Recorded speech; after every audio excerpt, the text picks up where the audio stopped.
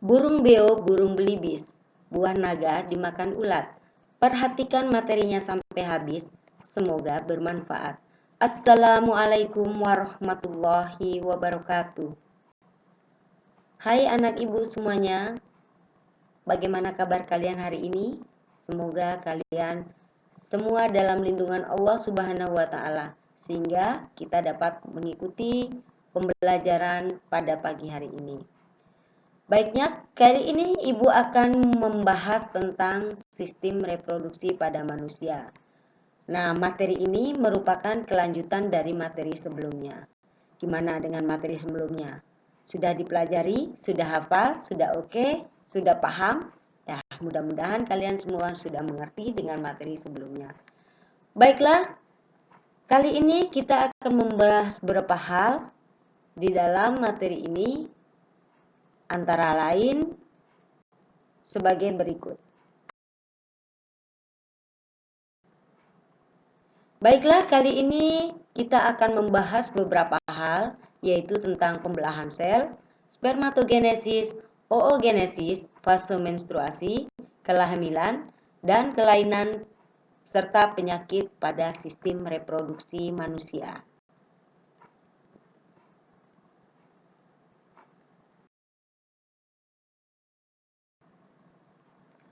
Tujuan pembelajaran kita pada pagi hari ini adalah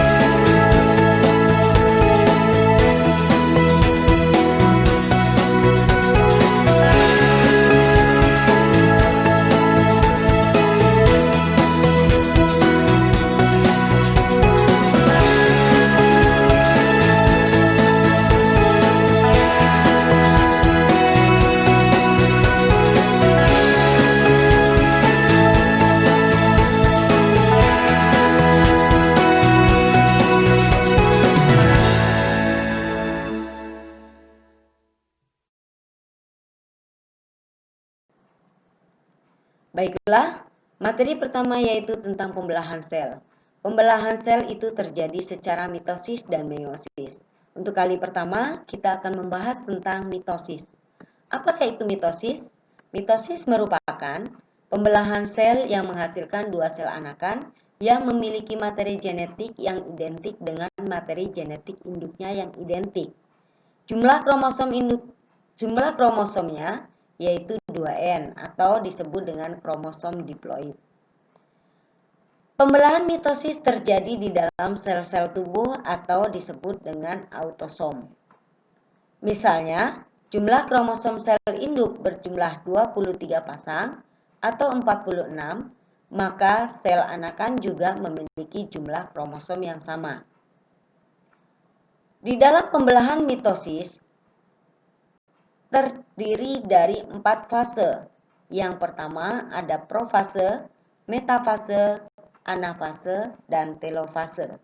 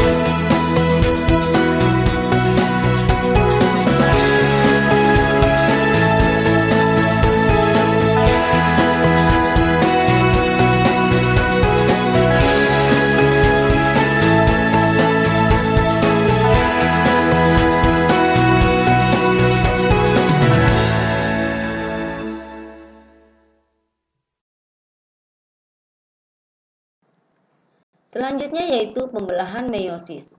Meiosis merupakan pembelahan yang menghasilkan 4 sel anakan.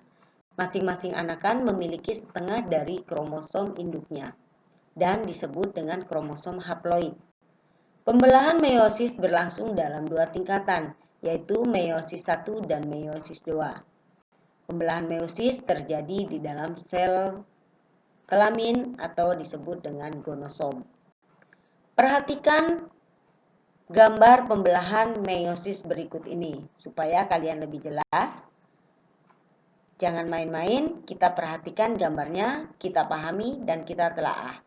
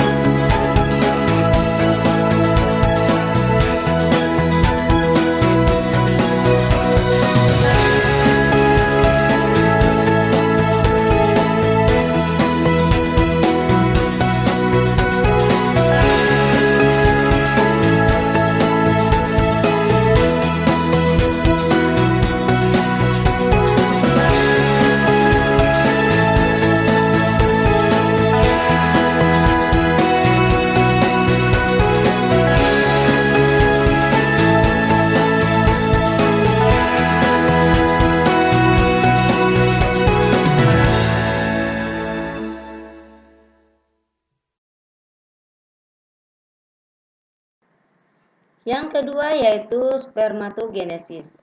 Apa itu spermatogenesis?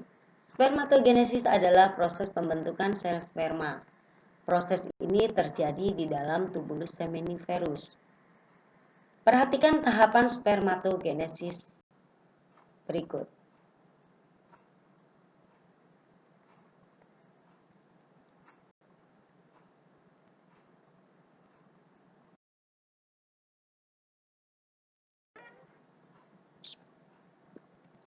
Yang ketiga yaitu oogenesis. Oogenesis merupakan pembelahan sel di dalam pembentukan sel telur. Pembelahan ini terjadi di dalam ovarium. Pembelahan sel telur dapat kita amati atau kita perhatikan dari skema oogenesis berikut. Bagaimana? Masih semangat kita untuk melanjutkan materi selanjutnya? Tetap semangat. Masih konsentrasi? Oke, kalau masih konsentrasi, kita lanjut.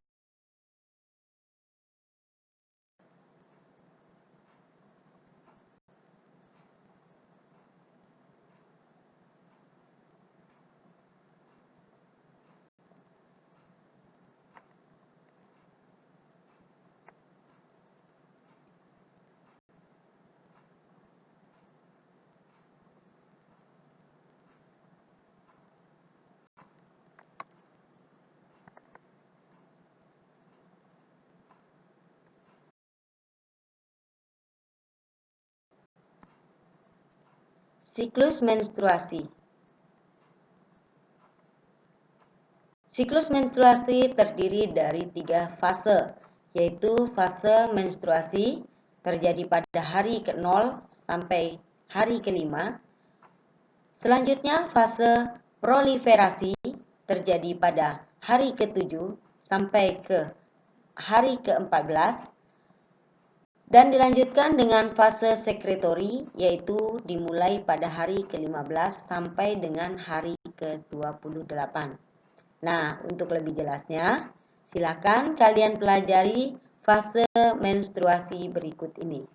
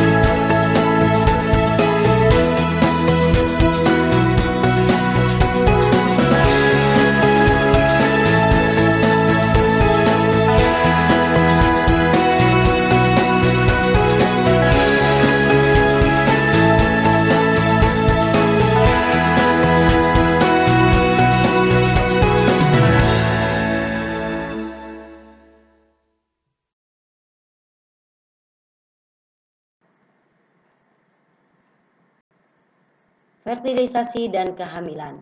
Fertilisasi merupakan proses peluburan antara inti sel sperma dengan inti sel telur, sehingga terbentuk zigot. Terjadinya fertilisasi ini di dalam saluran tuba falopi. Adapun tahapan perkembangan embrio di dalam rahim, itu ada morula, blastula, gastrula, janin atau fetus. Nah, dan untuk lebih jelasnya, dan biar kamu lebih paham, kamu lebih mengerti bagaimana sih terjadinya fertilisasi sampai dengan kehamilan, maka kamu saksikan video di dalam link berikut di bawah ini.